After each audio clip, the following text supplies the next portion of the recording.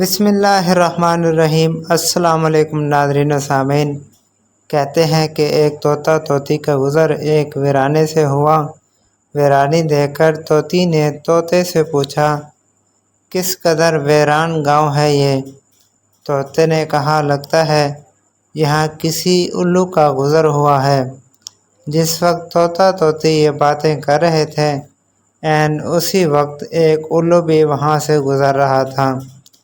اس نے طوطے کی بات سنی اور وہاں رک کر ان سے مخاطب ہو کر بولا، تم لوگ اس گاؤں میں مسافر لگتے ہو، آج رات تم لوگ میرے مہمان بن جاؤ، میرے ساتھ کھانا کھاؤ۔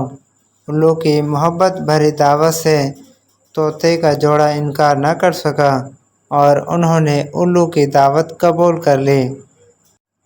کھانا کھا کر جب انہوں نے رخصت ہونے کی اجازت چاہی تو الو نے طوطی کا ہاتھ پکڑ لیا اور کہا، تم کہاں جا رہی ہو؟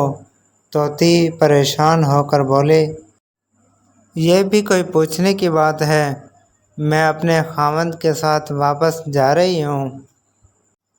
الو نے جب یہ بات سنی تو وہ زور زور سے ہنسنے لگا اور الو نے کہا، یہ تم کیا کہہ رہی ہو؟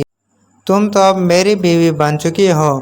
اس پہ طوطا طوطی الو پر جھپٹ پڑے اور گرما گرمی شروع ہو گئی۔ دونوں میں جب بحث و تکرار زیادہ بڑھی تو الو نے طوطے کے سامنے ایک تجویز پیش کرتے ہوئے کہا، ایسا کرتے ہیں، ہم تینوں عدالت چلتے ہیں اور اپنا مقدمہ قاضی کے سامنے پیش کرتے ہیں۔ قاضی جو فیصلہ کرے گا وہ ہمیں قبول ہوگا۔ الو کی تجویز پر طوطا اور طوطی مان گئے اور تینوں قاضی کی عدالت میں پیش ہوئے۔ قاضی نے دلائل کی روشنی میں الو کے حق میں فیصلہ دے کر عدالت برخاست کر دی۔ طوطا اس بے انصافی پر روتا ہوا چل دیا تو الو نے اسے آواز دی، بھائی اکیلے کہاں جاتے ہو؟ اپنی بیوی کو تو ساتھ لیتے جاؤ۔ طوطا نے حیرانی سے الو کی طرف دیکھا اور بولا، اب کیوں میرے زخموں پر نمک چھڑکتے ہو؟ یا میری بیوی کہاں ہے؟ عدالت نے تو اسے تمہاری بیوی قرار دے دیا ہے۔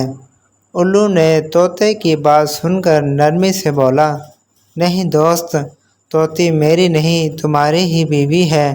میں تمہیں صرف یہ بتانا چاہتا تھا کہ بستیاں الو ویران نہیں کرتے، بستیاں تب ویران ہوتی ہیں جب ان سے انصاف اٹھ جاتا ہے۔